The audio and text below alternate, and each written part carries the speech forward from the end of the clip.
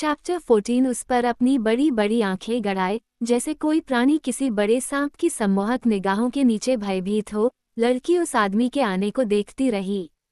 उसके हाथ मुक्त थे।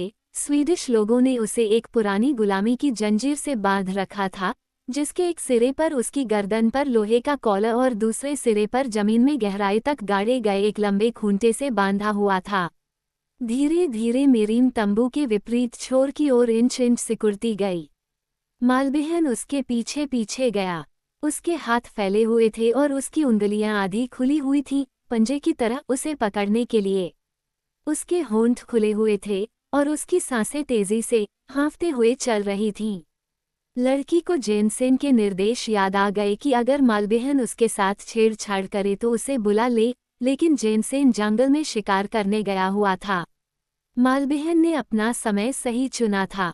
फिर भी वह चिल्लाए, जोर से और तीखी आवाज में, एक बार, दो बार, तीसरी बार, इससे पहले कि मालविहन तंबू के पार छलांग लगा सके और अपनी क्रूर उंगलियों से उसकी डरावनी चीखों को दबा सके।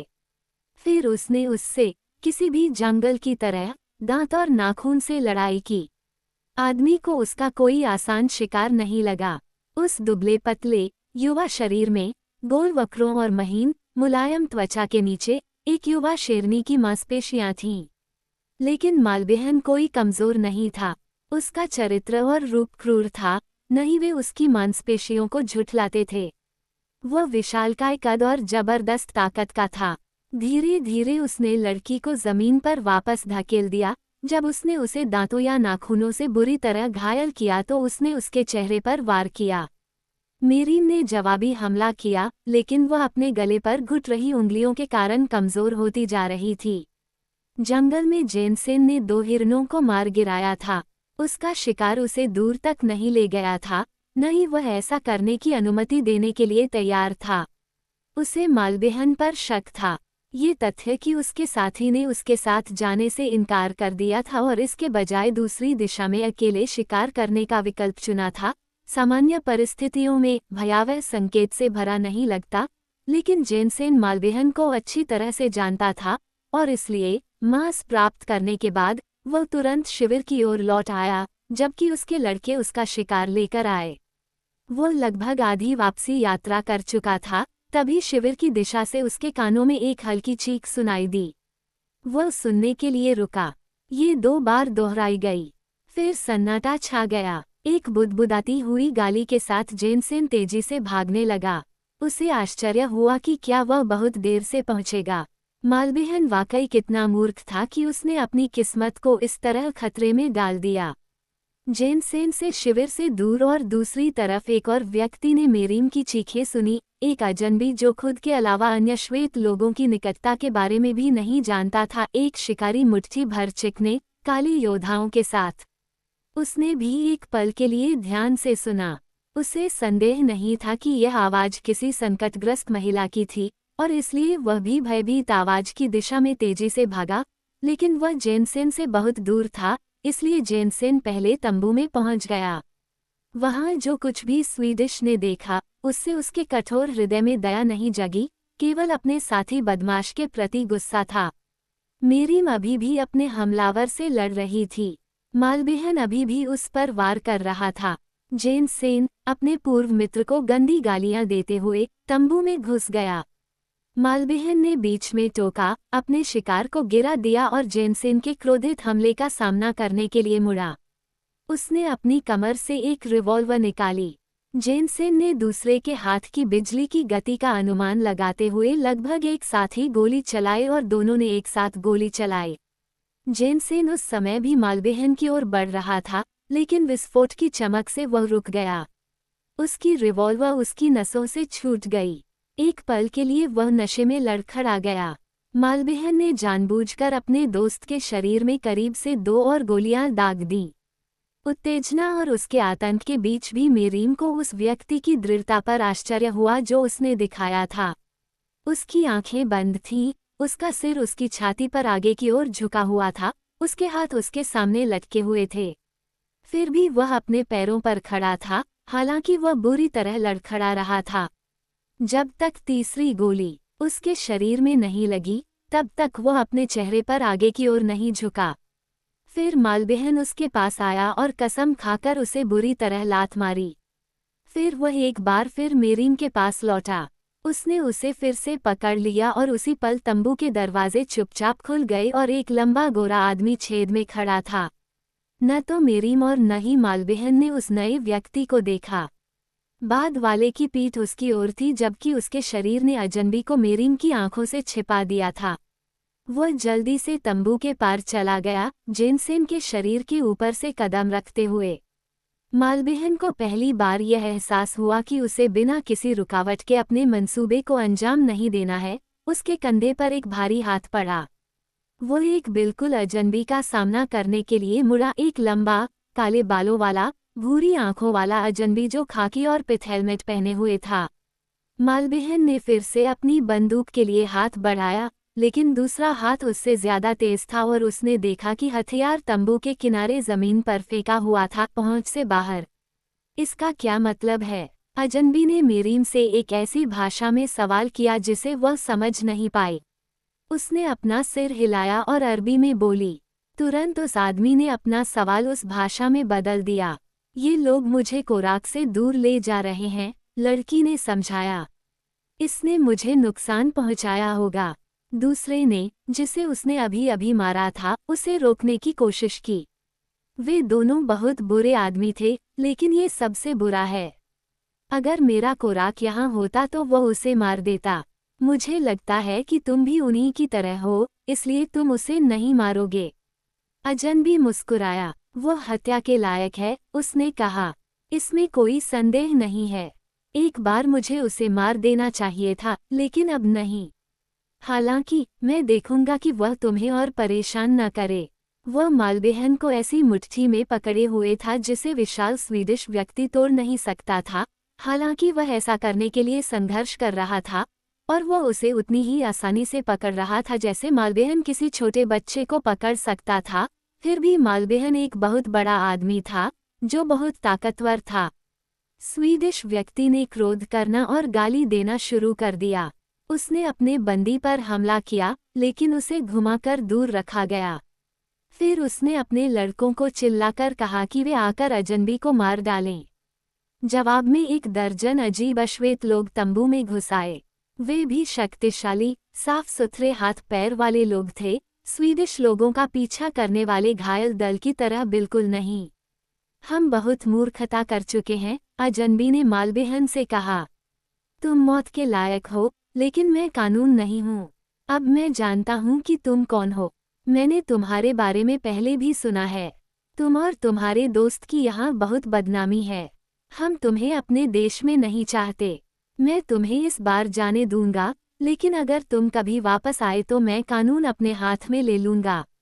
तुम समझे? मालबेहन ने धमकी दी और अपने अपहरणकर्ता को एक बहुत ही अपमानजनक नाम दिया। इसके लिए उसे इतना झटका लगा कि उसके दांत खड़खड़ाने लगे।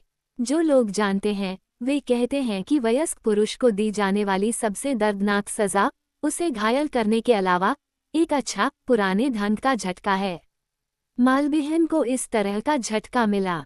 अब बाहर निकल जाओ, अजनबी ने कहा, और अगली बार जब तुम मुझे देखो तो याद रखना कि मैं कौन हूँ। और उसने स्वीडिश के कान में एक नाम कहा, एक ऐसा नाम जिसने उस बदमाश को कई पिटाई से अधिक प्रभावी ढंग से वश में कर लिया। फिर उसने उसे एक धक्का दिया जिससे वह शरीर सहित तंबू के द्वार से बाहर निकल गया और बाहर घास पर गिर गया। अब उसने मेरीम की ओर मुड़ते हुए कहा, तुम्हारी गर्दन के पास जो चीज है उसकी चाबी किसके पास है? लड़की ने जेनसेन के शव की ओर इशारा करते हुए कहा, वह हमेशा उसे अपने साथ रखता था। अजनबी लाश के कपड़ों को तब तक खोजता रहा जब तक उसे चाबी नहीं मिल गई। एक पल और बाद में मेरीम आज़ाद हो गई। क्या आप मुझे मेरे कोराक के पास वापस जाने देंगे? उसने पूछा। मैं तुम्हें तुम्हारे लोगों के पास वापस भेजूंगा, उसने जवाब दिया। वे कौन हैं और उनका गांव कहाँ है? वह हैरानी से उसके अजीब, बर्बर परिधान को देख रहा था। उसकी बोली से तो ऐसा लग रहा था कि वह एक अरब लड़की है, लेकिन उसने पहले कभी किसी को ऐसे कपड़े पहने नहीं देखा था। तुम्हारे लोग कौन हैं? कोराक कौन है? उसने फिर पूछा। कोरक एक बंदर है। मेरे पास कोई और लोग नहीं हैं। कोरक और मैं जंगल में अकेले रहते हैं जब से आहट बंदरों का राजा बन गया है। उसने हमेशा अकुत का नाम इसी तरह उच्चारित किया था, क्योंकि जब वो पहली बार कोरक और बंदर के साथ आई थी तो उसे यही नाम सुनाई दिया था। कोरक दयालु हो सकता था, लेकिन वह ऐसा नहीं करेगा। अजनबी की आंखों में एक प्रश्नवाचक भाव उभर आया। उसने लड़की को ध्यान से देखा। तो कोराक एक बंदर है। उसने कहा, और आप क्या हैं? मैं मेरीम हूँ। मैं भी एक बंदर हूँ। मम्मा, इस चौंकाने वाली घोषणा पर अजनबी की एकमात्र मौखिक टिप्पणी थी, लेकिन उसने जो सोचा था वो उसकी आंखों में आने वाली दयापूर्ण रोशनी के माध्यम से आंशिक रूप से व्याख्या की गई हो सकती है। वो लड़की के पास गया और उसके माथे पर अपना हाथ रखना शुरू कर दिया। वो एक क्रूर छोटी सी गुर्राहट के साथ पीछे हट गई। एक मुस्कान उसके होठों को छू गई। तुम्हें मुझसे डरने की जरूरत नहीं है, उसने कहा। मैं तुम्हें कोई नुकसान नहीं पहुंचाऊंगा। मैं सिर्फ ये जानना चाहता हूँ कि तुम्हें बुखार है या नहीं, क्या तुम पूरी तरह से स्वस्थ हो? अगर तुम ठीक हो तो हम कोराक की तलाश में निकलेंगे।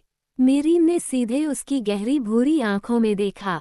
उसे वहां अपने मालिक की ईमानदारी का एक निर्विवाद आश्वासन मिला होगा, क्योंकि उसने उसे अपने माथे पर अपनी हथेली रखने और उसकी नब्ज को महसूस करने की अनुमति दी। जाहिर है उसे बुखार नहीं था। तुम कितने समय से बंदर हो? आदमी ने पूछा। जब मैं बहुत छोटी बच्ची थी, कई साल पहले, कोराक आया और मुझे मेरे पिता से छीन लिया, जो मुझे पीट रहे थे। तब से मैं कोराक और आहट के साथ पेड़ों पर रहती हूँ। कोरक जंगल में कहाँ रहता है? अजनबी ने पूछा। मेरीम ने अपने हाथ की एक लहर से इशारा किया, जिसमें उदारतापूर्वक अफ्रीका महाद्वीप का आधा हिस्सा शामिल था। क्या तुम उसके पास वापस जाने का रास्ता खोज पाए? मुझे नहीं मालूम, उसने जवाब दिया, लेकिन वो मेरे पास आने का रास्ता खोज ही लेगा। तो फिर मेरे पास एक योजना है, अजनबी ने कहा। मैं यहाँ से कुछ ही मार्च की दूरी पर रहता हूँ। मैं तुम्हें घर ले जाऊंगा जहाँ मेरी पत्नी तुम्हारी देखभाल करेगी और तब तक तुम्हारी देखभाल करेगी जब तक कि हम कोरक को नहीं ढूंढ लेते या कोरक हमें नहीं ढूंढ लेता। अगर वो तुम्हें यहाँ ढूंढ सकता है तो वो तुम्हें मेरे गांव में भी ढूंढ सकता है। क्या ऐसा नहीं है? मेरीम ने सोचा कि ऐसा ही है, लेकिन उसे कोराक से मिलने के लिए तुरंत वापस न जाने का विचार पसंद नहीं आया। दूसरी ओर उस आदमी का इस बेचारी, पागल बच्ची को जंगल के खतरों के बीच और भटकने देने का कोई इरादा नहीं था। वो कहाँ से आई थी, या उसने क्या क्या सहा था, इसका उसे अंदाजा नहीं था, लेकिन वह ये कि कोराक और वानरों के बीच उनका जीवन एक अव्यवस्थित दिमाग की उपज मात्र था, जिस पर उसे संदेह नहीं था। वह जंगल को अच्छी तरह से जानता था, और वह जानता था कि लोग जंगली जानवरों के बीच सालों से अकेले और नग्न रहते आए हैं, लेकिन एक कमजोर और दुबली पतली लड़की। नहीं, ये संभव नहीं था। वे दोनों साथ साथ बाहर गए। मालबेहन के लड़के जल्दी से जल्दी निकलने की तैयारी में शिविर से बाहर निकल रहे थे। अजनबी के अश्वेत उनसे बातचीत कर रहे थे। मालबेहन कुछ दूरी पर खड़ा था, गुस्से में और गुस्से से भरा हुआ। अजनबी अपने ही एक आदमी के पास गया। उन्होंने आदेश दिया, पता लगाओ कि उन्हें ये लड़की कहाँ से मिली। इस प्रकार संबोधित नीग्रो ने मालबेहन के अनुयायियों में से एक से पूछा। वह तुरंत अपने स्वामी के पास लौट आया। उन्होंने उसे पुराने कोवुडू से खरीदा था। उसने कहा, यह आदमी मुझे बस इतना ही बताएगा। वह दिखावा करता है कि उसे और कुछ नहीं पता, और मुझे लगता है कि उसे कुछ भी नहीं पता। ये दोनों गोरे आदमी बहुत बुरे आदमी थे। उन्होंने कई ऐसी चीजें की जिनका मतलब उनके लड़कों को नहीं पता था। बवाना, दूसरे को मार देना ही अच्छा होगा। मैं चाहता हूँ कि मैं ऐसा कर सकूं, लेकिन जंगल के इस हिस्से में एक नया कानून आ गया है। ये वैसा नहीं है जैसा पहले था, मुवीरी, मास्टर ने जवाब दिया।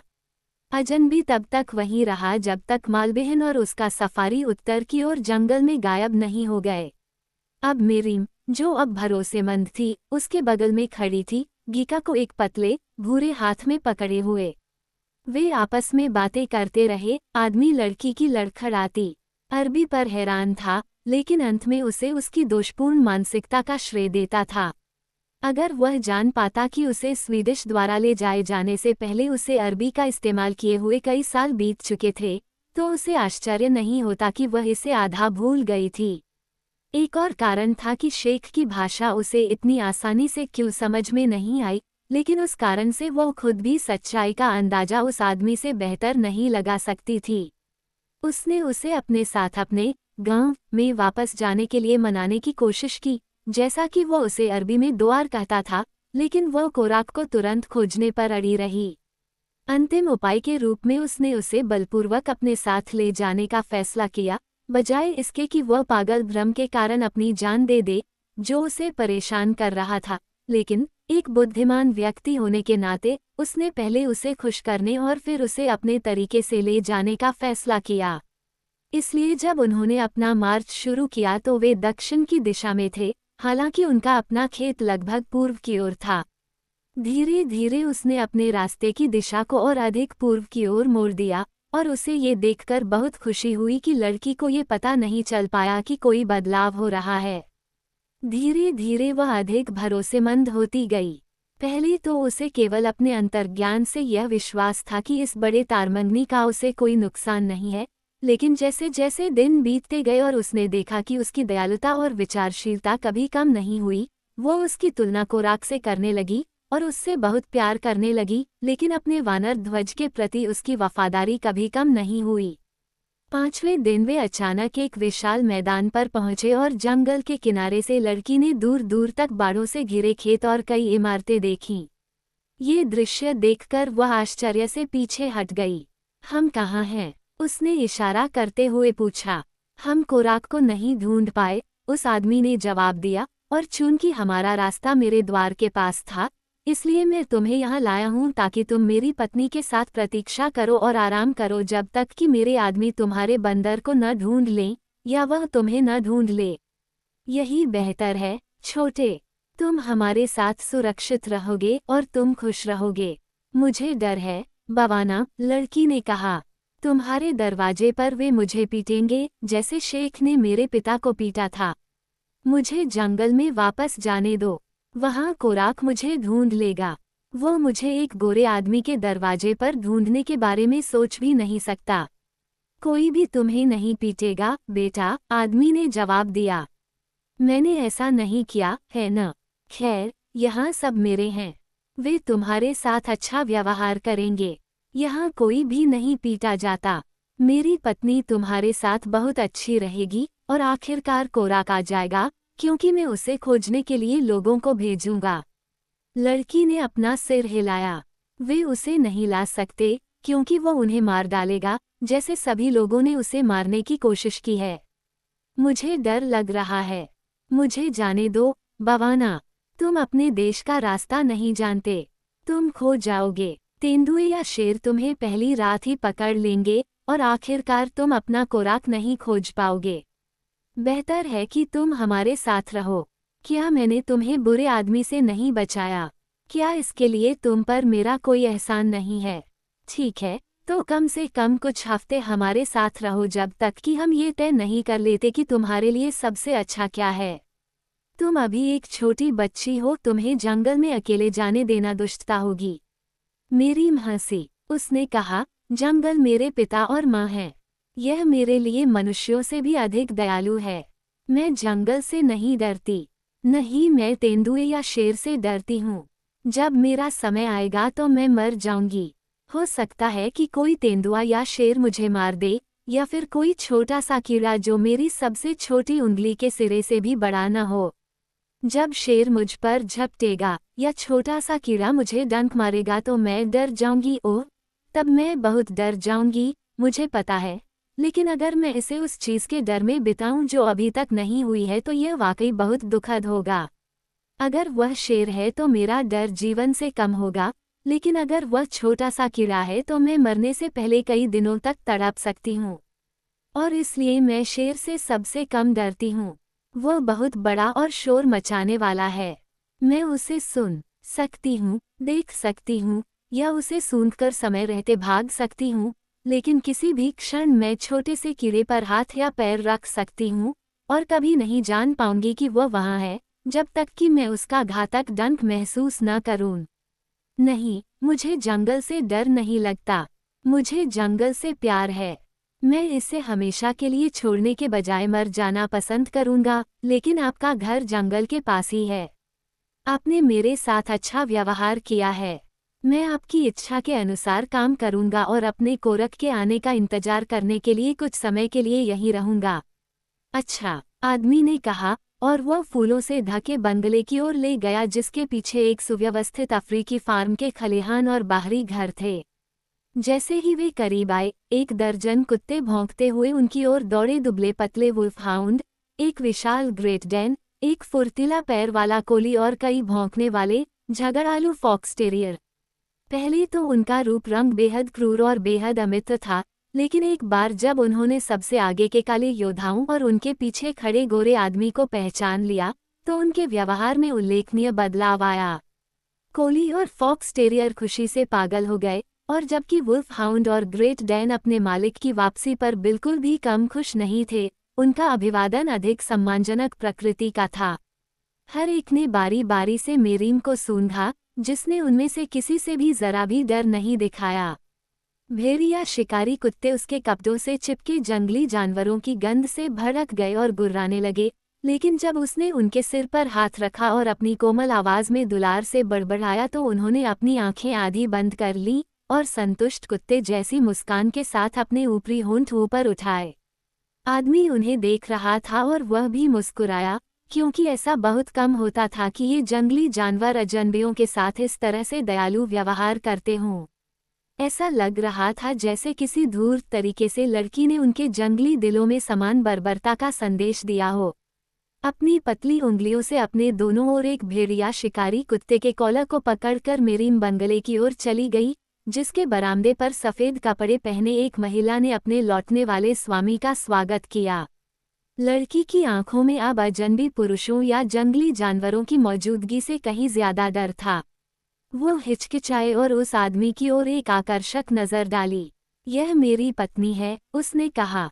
वह आपका स्वागत करके खुश होगी।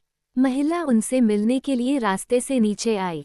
आदमी ने उसे चूमा और मरियम की ओर मुड़ते हुए अरबी भाषा में बात करते हुए उनका परिचय कराया, जिसे लड़की समझ सकती थी। यह मेरी प्रिय मेरीम है, उसने कहा, और उसने जंगल में उस आवारा बच्चे की कहानी बताई, जहां तक वह जानता था। मेरीम ने देखा कि वह महिला सुंदर थी। उसने देखा कि उसके चेहरे पर मिठास और अच्छाई की अमिट छाप थी। अब वो उससे डरती नहीं थी, और जब उसकी संक्षिप्त कहानी सुनाई गई और महिला ने आकर उसे गले लगाया और उसे चूमा और उसे बेचारी प्यारी कहा, तो मेरीम के दिल में कुछ टूट गया। उसने अपना चेहरा इस नए दोस्त की छाती पर रख दिया, जिसकी आवाज़ में वह माँ की आवाज़ थी जिसे मेरीम ने इतने सालों से नहीं सुना था कि वह उसका अस्तित्व ही भूल गई थी। उसने अपना चेहरा उस दयालु छाती पर रख दिया और ऐसे रोई जैसे वह अपने पूरे जीवन में पहले कभी नहीं रोई थी, राहत और खुशी के आंसू जिन्हें वह समझ नहीं पाई। और इस तरह मेरीम, जंगली छोटी मंगनी, अपने प्यारे जंगल से निकलकर संस्कृति और परिष्कार के घर के बीच आ गई। पहले से ही बवाना और माय डियर जैसा कि उसने पहली बार उन्हें पुकारते हुए सुना और उन्हें पुकारना जारी रखा, उसके लिए पिता और माँ की तरह थे। एक बार जब उसका जंगली डर शांत हो गया, तो वह भरोसे और प्यार के विपरीत चरम पर चली गई। अब वो यहाँ तब तक इंतजार करने को तैयार थी जब तक कि वे कोरक को न पालें या कोरक उसे न पाले। उसने यह विचार नहीं छोड़ा, उसका कोरक हमेशा पहले स्थान पर था।